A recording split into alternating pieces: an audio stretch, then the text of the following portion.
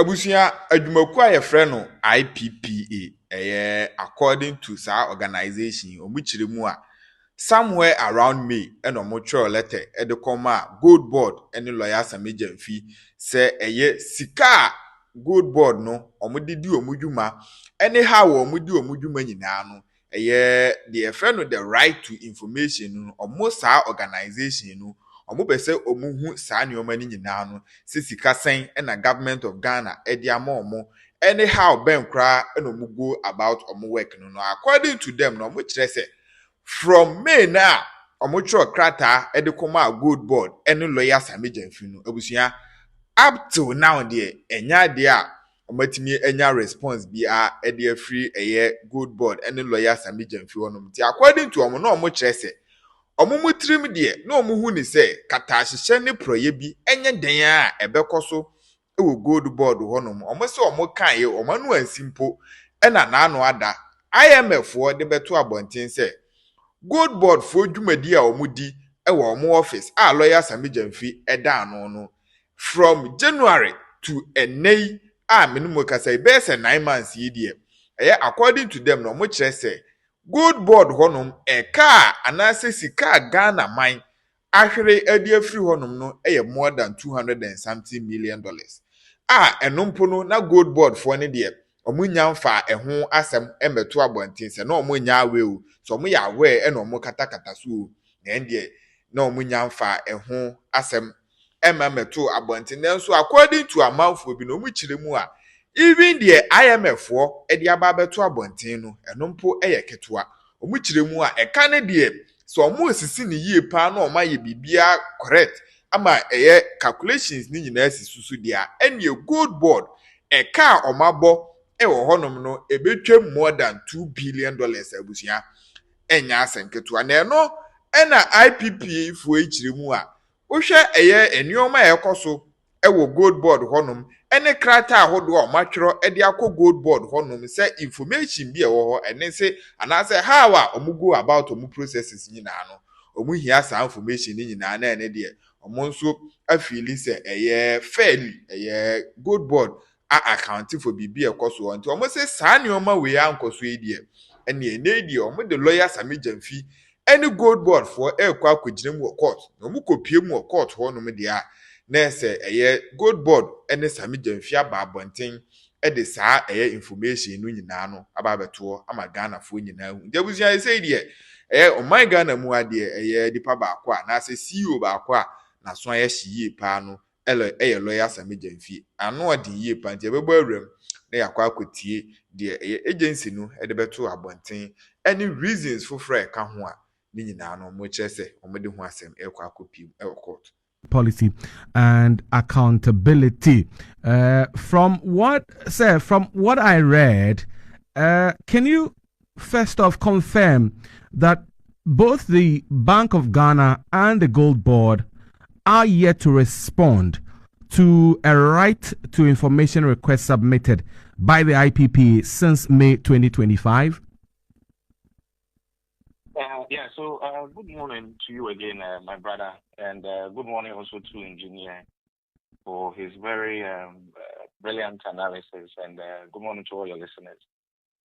So as we speak this morning, I can confirm that the right to information request that was submitted by the Institute of Economic Research and Public Policy, not IPPA, has still not yet been responded to by both the Bank of Ghana and the Ghana Gold Board.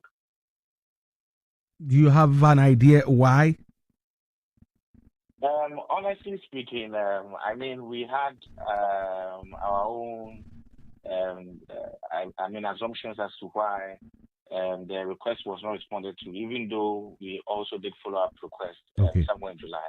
But now looking at the information that we are getting, from the IMF report, and even from the conflicting responses by the Ghana Gold Board CEO, and even from the governor of the central bank, I think it's quite clear why the Ghana Gold Board and the Bank of Ghana would refuse to respond to the RTI request per the law. I mean, first, the finance minister reads the budget, the 2025 budget, and states that GOG is allocating 279 million Ghana cedis to the Ghana Gold Board to set it up and to ensure that we have inflow of forex into the economy.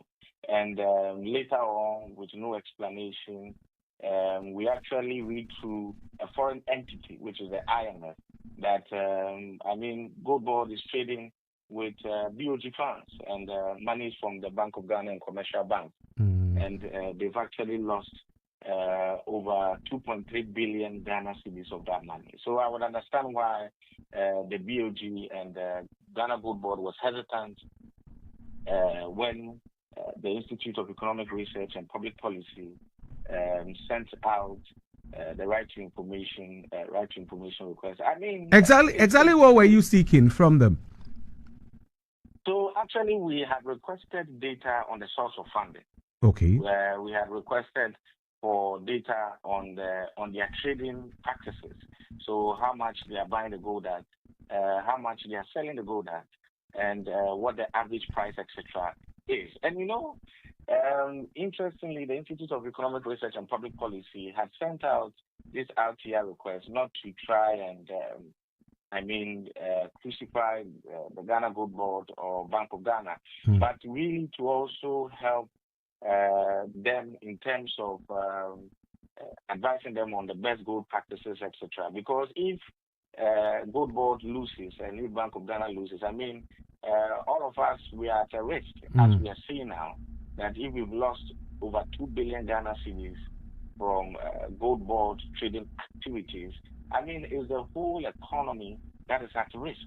Okay. 2.3 billion just in 9 months. And now the minority side in Parliament is putting the losses at around $300 million, which is about 3.3 billion Ghana cedis, as for the whole year of 2025, which for any economist or any financial analyst, this is a serious risk to our economy. Right. How can Gold Board that enjoys monopoly in the trading industry, the gold trading industry? Yeah. So monopoly meaning that they actually determine prices in the industry. How can you determine prices and then still make losses? That is over 3 billion Ghana cedis. This doesn't make sense at all. So the Gold Board should be able to furnish us with the information on how they were able to make the losses. And my brother, as a matter of fact, I read one of the responses from the Ghana Gold Board CEO yesterday, where he says that, there were losses from the Gold for Reserves program, etc. The gold, when we talked about the Gold for Oil program, it's a different matter. But for the Gold for Reserves program, the Gold for Reserves, BOG at the time were not buying gold to trade. They were actually buying gold to put in its reserves. To stabilize our currency and to stabilize our economy. Meaning, how can you actually make any losses from the Gold for Reserves program when you are actually just buying gold to put in your reserves, just so that you can ensure that we have liquid reserves in our economy, so that when there are challenges, we have enough resources that we can go into to stabilize the economy. Here we have Gold Board actually engaging in trading activities. So they are not buying gold to put in our reserves. They are only just buying the gold and selling it, getting the forex and pumping into the economy, which was something that we had said way back also somewhere around May, which they denied, and then later on came back to admit that this is what was being done. So if Gold Board, with all the monopoly powers that it has, is still engaging in gold trading and making losses, this is something that every Ghanaian should be worried about and every Ghanaian should be concerned about. Doc, you accuse the Bank of Ghana of using creative accounting to conceal losses from the BOG, that's the BOG Gold Board arrangement. Tell us, what specific accounting treatments or line items are you referring to? And are these alleged maneuvers a breach of IFRS standards, IMF safeguards, or Ghana's own financial reporting laws?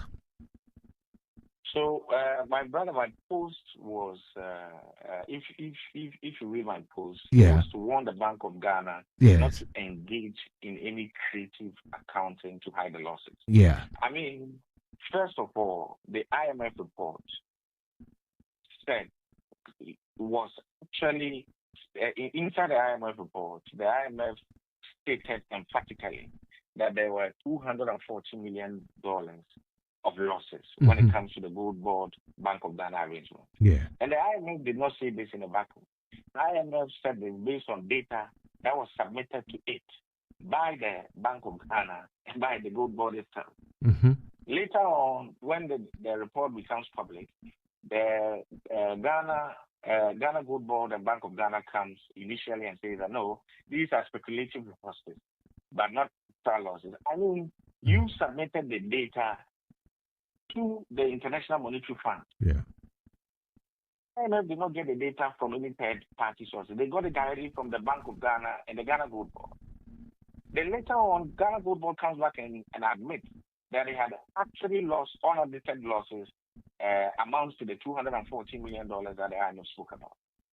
And our sources indicate that the reason why the Gold Board CEO is insisting on waiting till January 5th to explain the losses is because they are trying to find creative accounting methods to actually conceal and hide these losses, which would be very serious and detrimental to the credibility, not only to the central bank, but even to the economy. I mean, which investor would want to invest in an economy where it cannot believe in the financial data that is submitted by its agencies, and not just by any agency, but by the central bank? If we get to the point where the central bank can just maneuver its accounting methods just to please its political paymasters, then we are heading towards a serious, we are heading towards an economy with no confidence. We are heading towards an economy where investors will be unwilling to invest in, and that will be very serious for our economy. I mean, even looking at the data, when the losses were disclosed by the International Monetary Fund, I mean, if you recall, the Ghana Gold Board came out and said, we've made profit and we've exported over $10 billion worth of gold, and that is enough. Then since then, it has contradicted itself, I think, about 3 or 4 times already. Again, even that is false, and that is not historical. I mean, that is not an achievement that should be celebrated. If you take the 2018 data on how much gold was exported by the PMMC back then, or by Ghana back then, Ghana had exported over 140 tons of gold. 140 tons of gold in 2018. If you match it with the kind of record price increases in gold that we are seeing now, my brother, the value would be worth more than $16 billion. Yeah. So we had a system before where PMMC did not have monopoly. We had a system before when PMMC was competing with gold buyers and gold traders. We had a system before where all of our monies were not being given to one company to buy and sell gold on behalf of Ghana.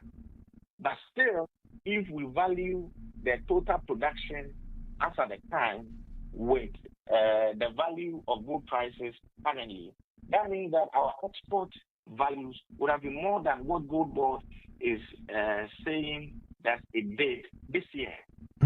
Meaning Gold Board is not being efficient. Then what is even scary, and which I was trying to explain to people is that assuming that Gold Board did not enjoy the kind of support it is having from the Bank of Ghana, meaning it was not receiving unlimited funding. I will use unlimited funding because it has received over $100 billion worth of money from the Bank of Ghana. And it had just received money from the central government. So if you recall, in 2025, Ministry of Finance mentioned that we're budgeting $279 million to the Ghana Gold Board. Meaning with the 300 million losses, Gold board would have actually wiped out its entire capital in less than a year and will owe. Well, If it was a private entity, it would have collapsed by now. Yeah, so it begs the question: if gold board is meant to actually stabilize reserves and improve forex inflows, how do we reconcile that promise with the reported losses that are being reported now?